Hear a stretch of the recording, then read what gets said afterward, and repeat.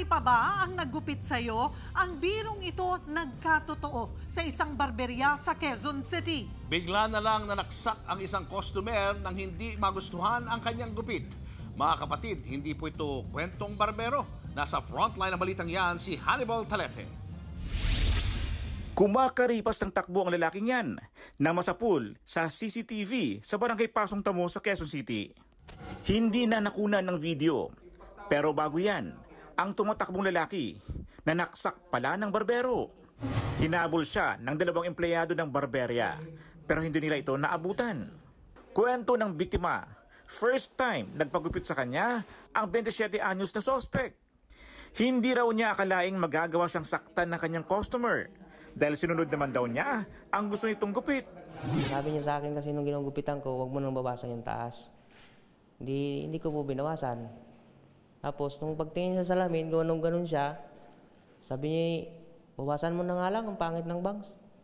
Ginawa ko, sir, binawasan ko, sir.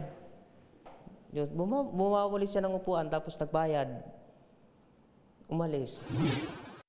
Makalipas ang kalahating oras, bumalik ang suspect sa barbershop at bigla na lang sinaksak sa pisngi ang biktima. Nahuli naman agad ang suspect sa kanyang bahay. Narecover din ang kutsilyong ginamit niya sa pananaksak. Pag-amin niya, nagawa niya lang ang krimen dahil hindi siya sinunod ng barbero sa request niyang style ng gupit.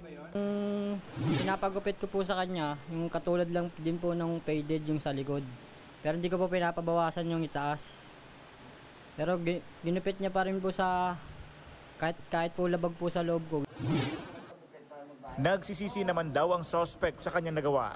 Pero desidido ang barbero na ituloy ang reklamong attempted murder. Hindi ko siguro papatawarin, sir. Pakukulong ko talaga siya. Pati ang misis ng barbero, hindi matanggap ang paliwanag ng suspect.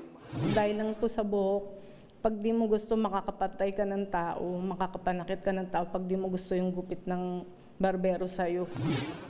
Nagbabalita mula sa frontline. Hannibal Talete, News 5. Mga kapatid, Julius Babaw po. Para sa komprehensibo at makabuluhang balitaan at talakayan, mag-follow at mag-subscribe na sa social media pages ng News 5.